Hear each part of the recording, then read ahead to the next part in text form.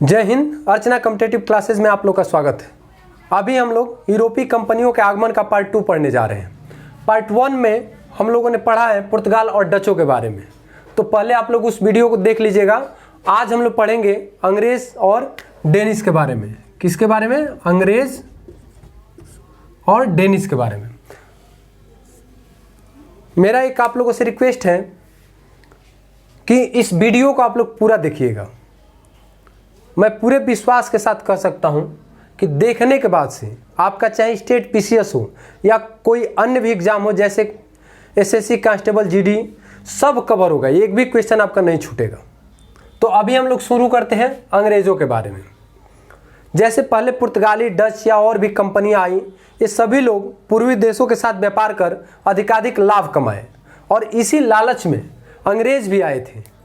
और इन लोगों ने सितंबर 1599 में लंदन में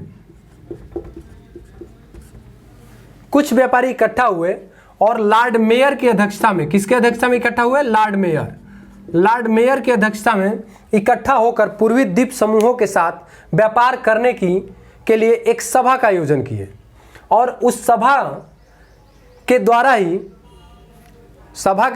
एक कंपनी का गठन किया गया। ठीक है, व्यापार करने के लिए एक कंपनी का गठन किया गया जिसका नाम था governor and company of Merchant of London trading into the East Indies. ये कंपनी का ऊपर मैंने नाम लिख रखा है। तो ये 1599 में कंपनी गठित हुई और एक ब्रिटेन की महारानी थी उस समय, एलिजाबेथ प्रथम।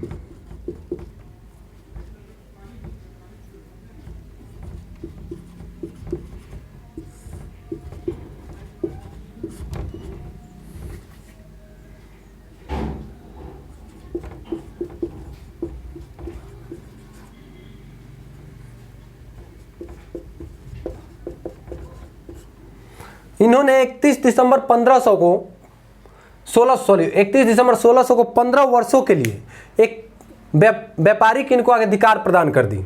ठीक है, व्यापारिक अधिकार प्रदान की। अब उसके बाद से कंपनी को संचालित करने के लिए इन लोगों ने एक समिति का गठन किया, एक समिति जिसमें एक निदेशक,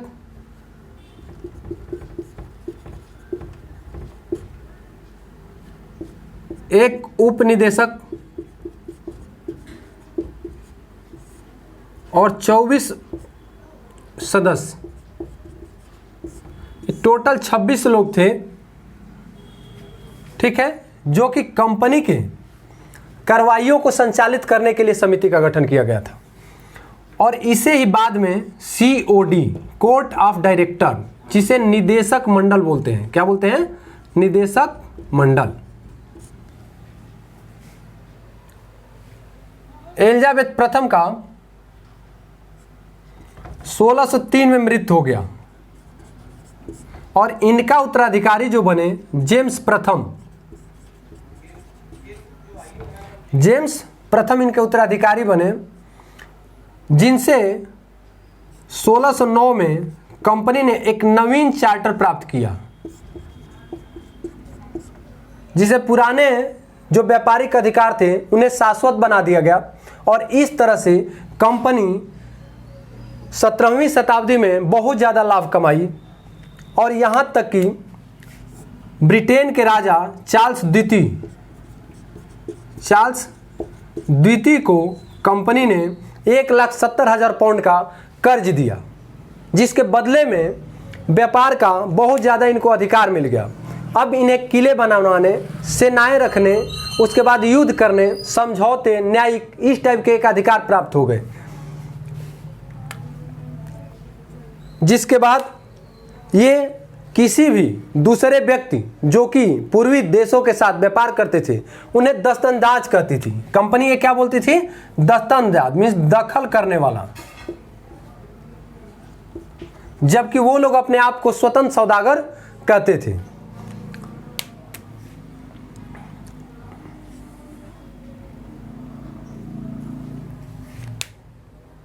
इस तरह से व्यापार चलता रहा और 1688 में इंग्लैंड में क्रांति हुई।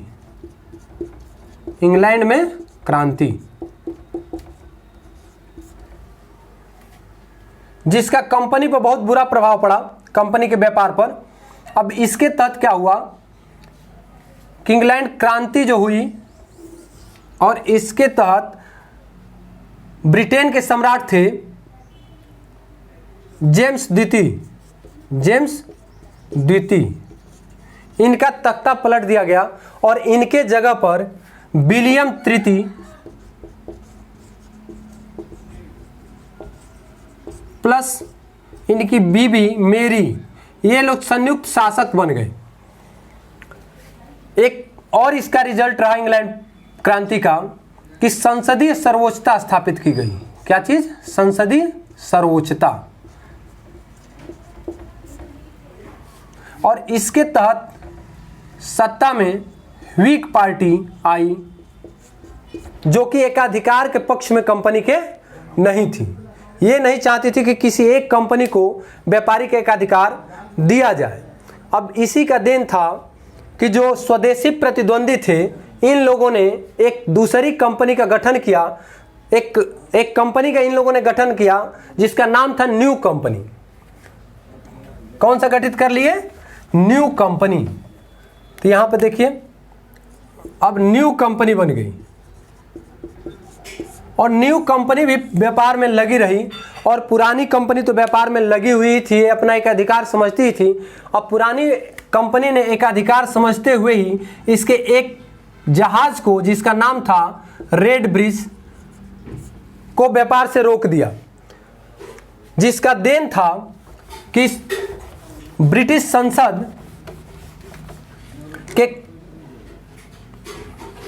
हाउस ऑफ कॉमन्स में एक प्रस्ताव पारित किया गया 1694 में। और इस प्रस्ताव के तहत कहा गया कि जब तक संसद किसी को व्यापार से कोई नियम या कानून बनाकर मना ही न करे, तब तक किसी को भी व्यापार से कोई मना नहीं करेगा, सबको व्यापारिक छूट होगा। उसके बाद 1698 में इंग्लैंड में वित्तीय संकट से उबरने के लिए, 1698 वित्तीय संकट से उबरने के लिए जो व्यापार था उसे नीलामी पे लगा दिया गया। और नीलामी पे लगाया गया तो उसे न्यू कंपनी ने खरीद लिया 20 लाख पाउंड में, जबकि इसके पास व्यापारिक अनुभव पुरानी कंपनी के बराबर नहीं था, जिसके कारण न्यू कंपनी को अपार क्षति हुई, बहुत ज़्यादा नुकसान हो गया। अब इसके पास एक ही उपाय बचा था कि ये पुरानी कंपनी के साथ समझौता कर ले, और इसे समझौता कराए लॉर्ड गोडोल्फिन के हस्तक्षेप से दोनों कंपनियों में समझौता हो गया।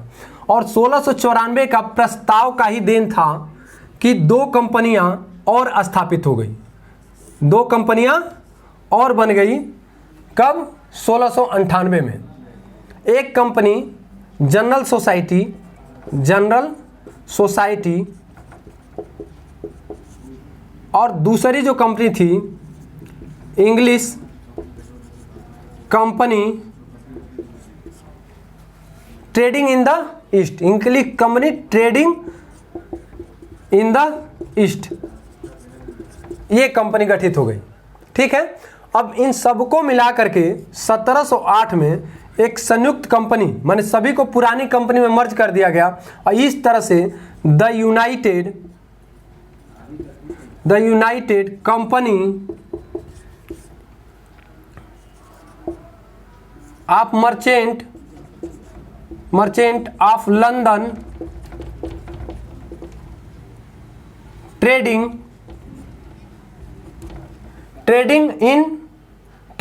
टू द ईस्ट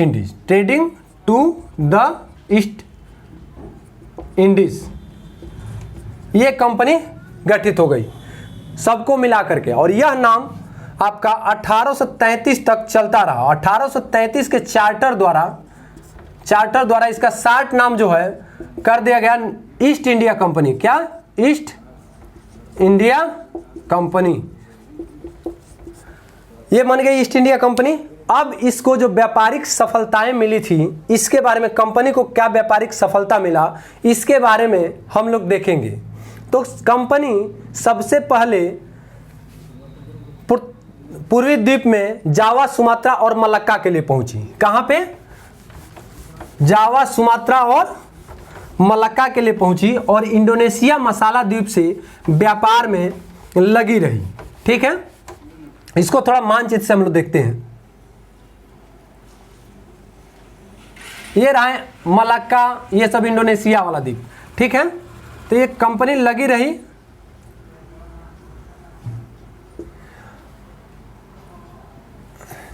उसके बाद भारत में सबसे पहले व्यापारिक कोठी जो कायम करने की कोशिश अंग्रेजों द्वारा की गई थी, वो सूरत में। कहां पे?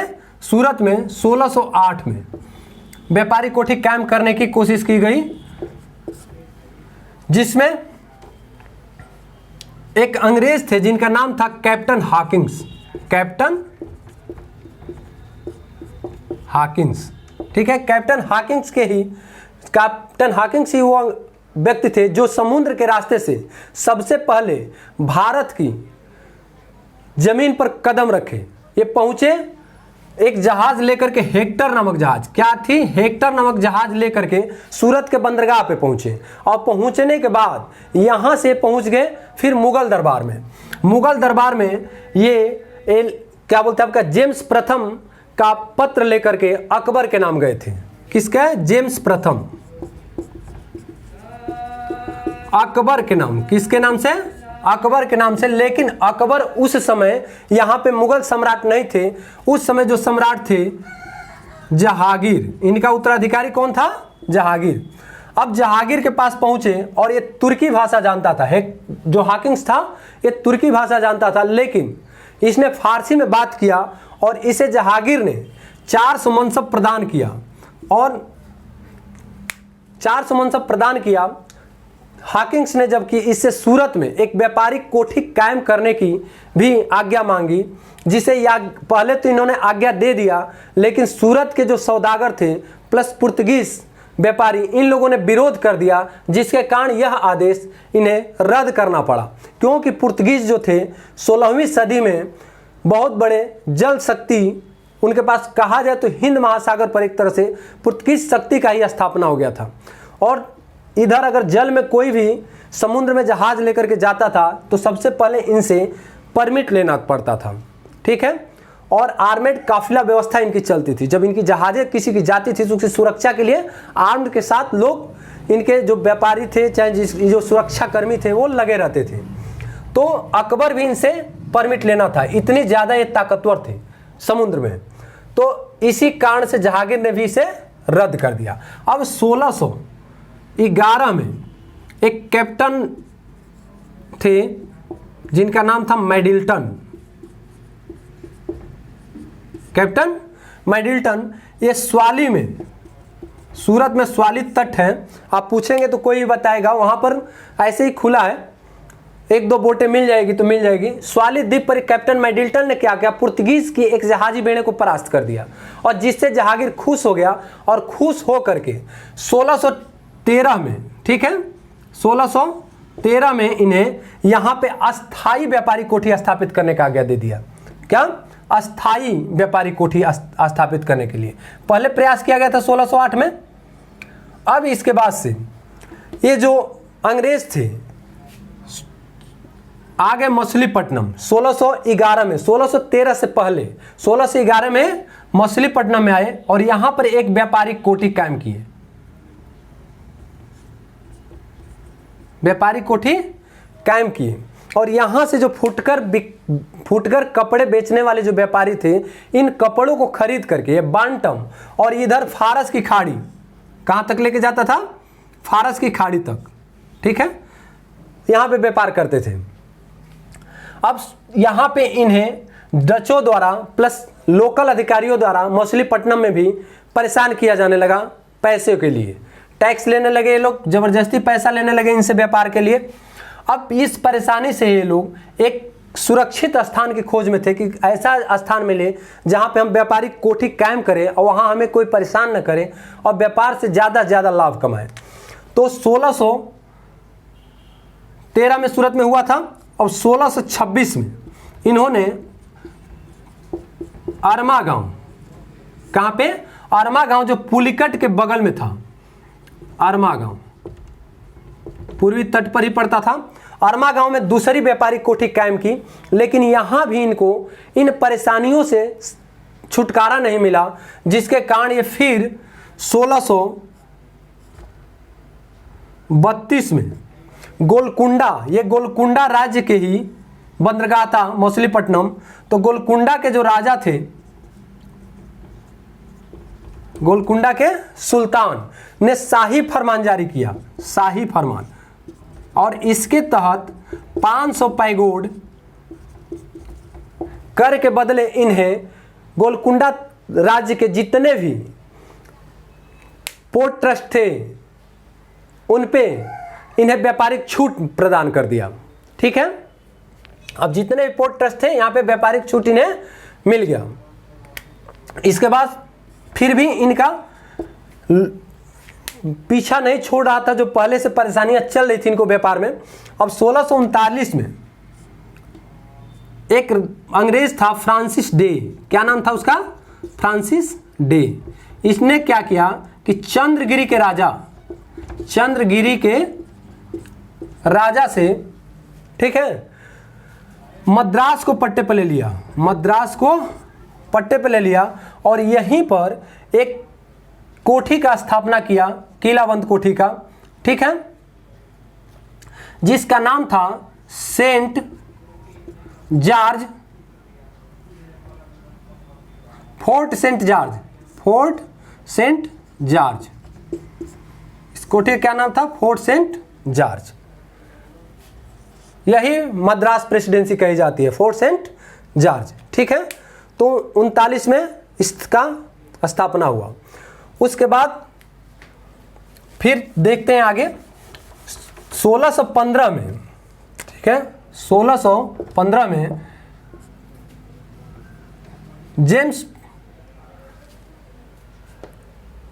जेम्स प्रथम ने, ठीक है, जेम्स प्रथम ने सर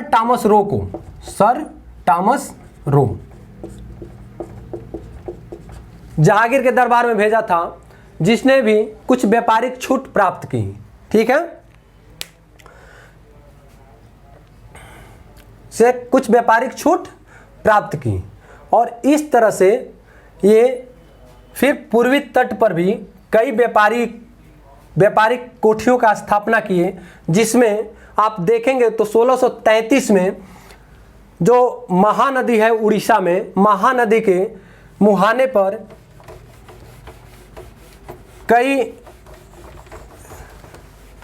पोर्ट ट्रस्ट है, वहां पर भी इन्होंने अपनी व्यापारिक कोठियां कायम की। ठीक है, जैसे बालासोर भी है। ठीक है, तो यहां पर भी कायम की। उसके बाद से एक घटना घटी थी 1661 में। 1661 में क्या हुआ था कि ब्रिटेन के राजकुमार और पुर्तगाल की राजकुमारी थी, जिनका नाम था कैथरीन, और ब्रिटेन के थे चार्ल्स द्वितीय।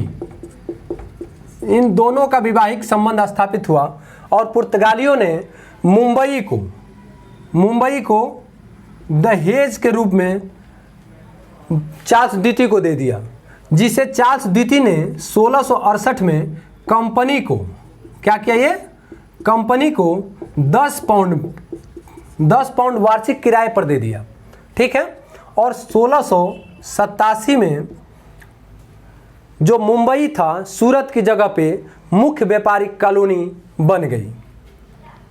फिर 1669 में क्या हुआ कि मुंबई का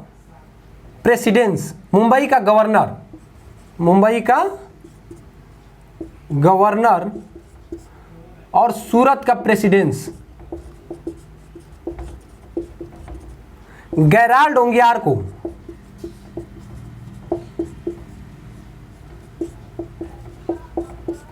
गेराल्ड उंगियार को बनाया गया।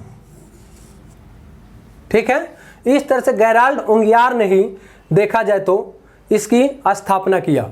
ठीक है, तो गेराल्ड उंगियार को बनाया गया। अब इसके बाद आगे हम लोग देखते हैं गेराल्ड उंगियार ने क्या किया कि निदेशकों को पत्र लिख करके बोला कि अब हम लोगों को व्यापार के लिए तलवार उठानी पड़ेगी और तलवार के बदौलत ही व्यापार को अपने अधीन करना पड़ेगा, जिससे प्रभावित होकर जॉन चाइल्ड 1688 में, कौन? जॉन चाइल्ड,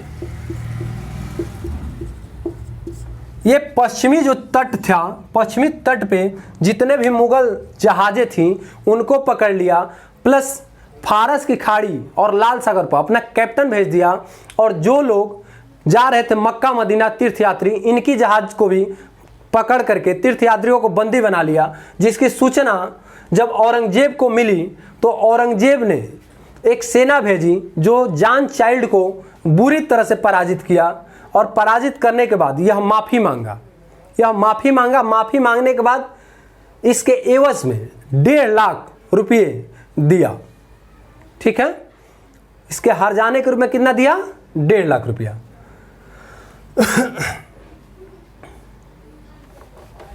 अब हम देखेंगे,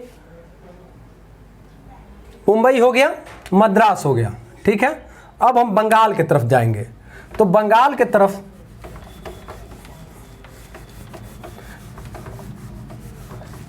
बंगाल में इसको कैसे अपने शक्ति का विस्तार किए, शक्ति का विकास किया, उसका हम लोग देखते हैं। 1651 में एक बंगाल के सूबेदार थे शाह शुजा। क्या थे? शाह शुजा, जो कि शाहजहां के पुत्र थे। शाह शुजा के ही दरबार में, इनके ही दरबार में एक अंग्रेज चिकित्सक रहता था, ग्रेवियन वांटम। और ग्रेवियन वांटम ने 3000 रुपये क्या किया? 3000 रुपये के बदौलत कंपनी के लिए बंगाल बिहार उड़ीसा माने इस साइड में इसने पूरा छूट प्राप्त कर लिया।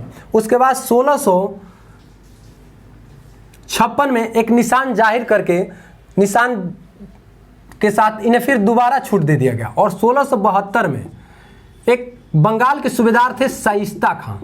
कौन थे? शाइस्ता खां। इन्होंने भी कुछ व्यापारिक छूट इन्हें प्रदान की। और 1680 में औरंगजेब, कौन थे?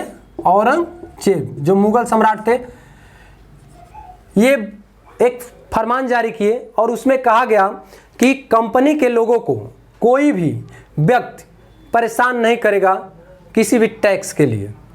और उसमें यह भी कहा गया कि कंपनी 2% चुंगी के रूप में देगी और 1.5% जजिया कर के रूप में। 1.5% जजिया कर।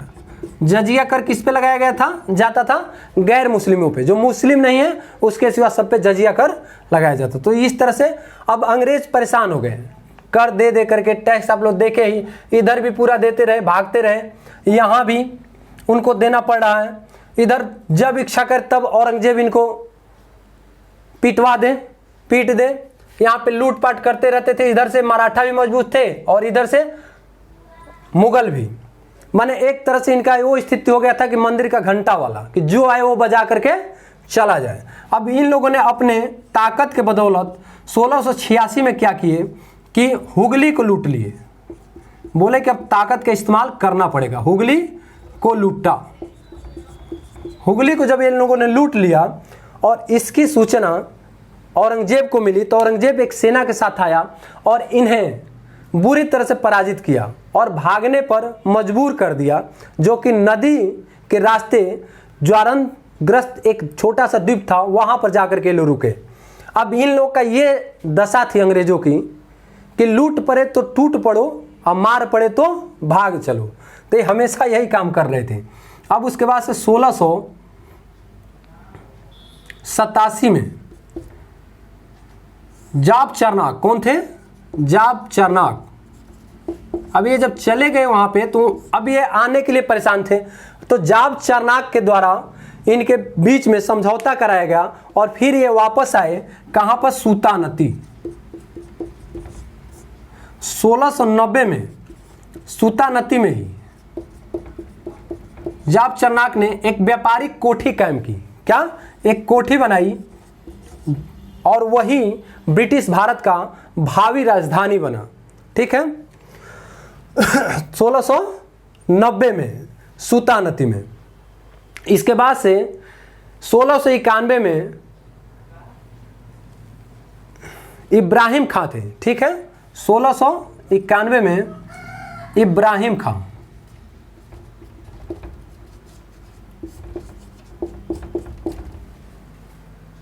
इब्राहिम खां जो कि शाइस्ता खां के उत्तराधिकारी थे, और इब्राहिम खां ने 3000 रुपये के बदले व्यापारिक कर का छूट प्रदान किया। ठीक है, तो ये 1691 में किए। उसके बाद से 1696 में ये जो कोठी थी इसे किलाबंद किया गया। कोठी को किलाबंद किया गया क्योंकि एक जमींदार थे शोभा सिंह, वो इनको परेशान करने लगे और इसलिए इन लोगों को एक अधिकार मिल गया कि आप किले को पूरा किलेबंद कोठी को पूरा किलेबंद कर दीजिए। ठीक है, तो ये रहा। इसके बाद से आगे देखते हैं।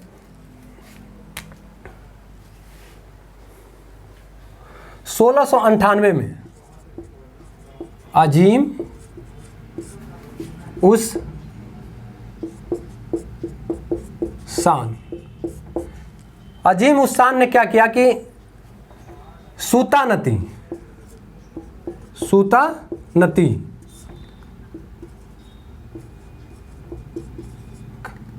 कालिकत और गोविंदपुर तीनों की जमींदारी अंग्रेजों को प्रदान कर दी और इसके बदले बोला कि इन गांवों के मुखिया को 1200 रुपया आप प्रदान करेंगे, 1200 रुपया देंगे। ठीक है, इसके बाद जो अंग्रेज सम्राट थे आ रहे थे इसको देखने के लिए, तो अंग्रेज सम्राट के ही सम्मान में, उनके सम्मान में इस किलेबंद कोठी का नाम फोर्ट विलियम पड़ा। क्या पड़ा? Fort William.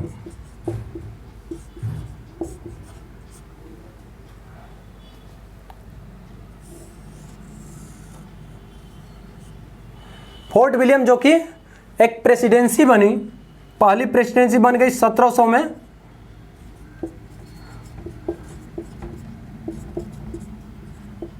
पहली प्रेसिडेंसी नगर इसे घोषित किया गया। ठीक है, और इसका जो प्रेसिडेंट थे वो बनाया गया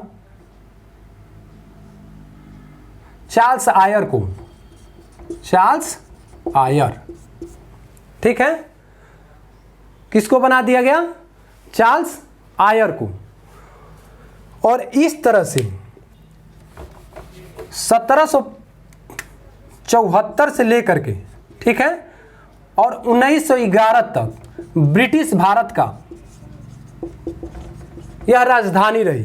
ठीक है, ब्रिटिश भारत का यह राजधानी रही कोलकाता। ठीक है, तो ये हो गया हम लोग का अंग्रेजों के बारे में। अब और एक घटना थी उसको देख लेते हैं। मुझे आशा है कि आप लोग को अच्छा समझ आ रहा होगा। ठीक है, यहां पर जॉन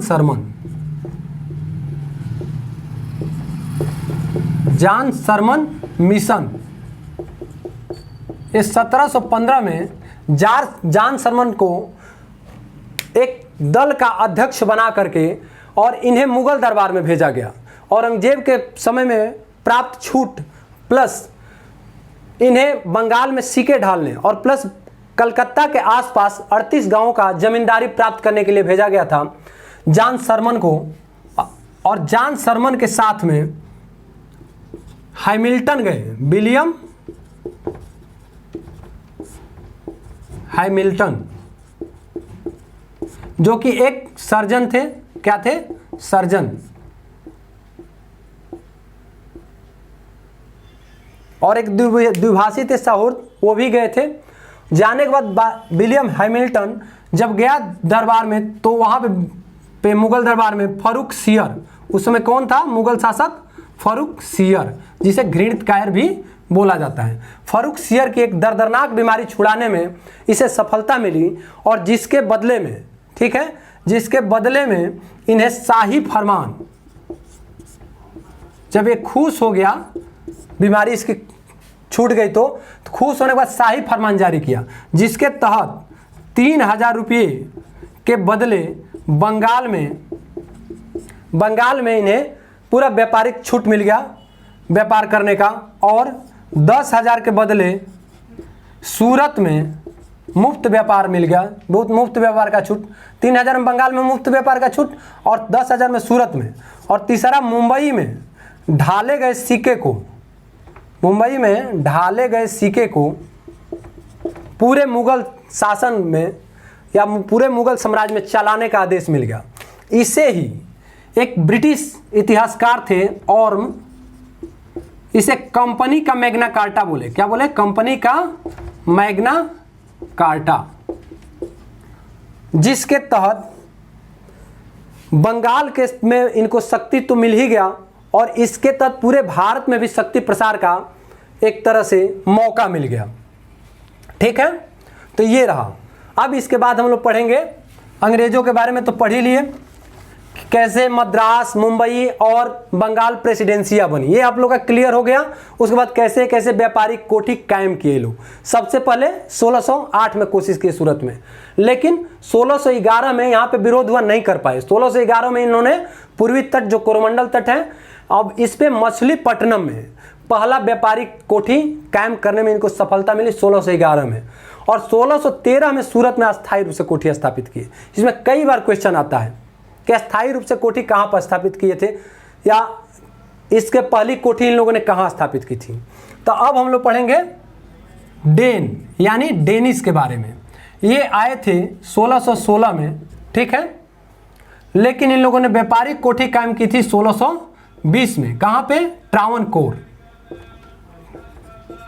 ट्रैंकेवोर तंजौर डिस्ट्रिक्ट में है। कहाँ पे? तंजौर, जो कि तमिलनाडु में पड़ता है। ठीक है, इसके बाद 1600 इन लोगों ने फिर 1676 में बंगाल में सेरामपुर में दूसरा व्यापारिक कोठी कायम की, द्वितीय व्यापारिक कोठी। और 1745 में पूरी कोठियों को बेच करके अंग्रेजों को ये भारत से चले गए। तो ये रहा हम लोग का अंग्रेज और डेनिस के बारे में। मुझे विश्वास है कि ये आप लोग को अच्छा समझ में आया होगा। धन्यवाद।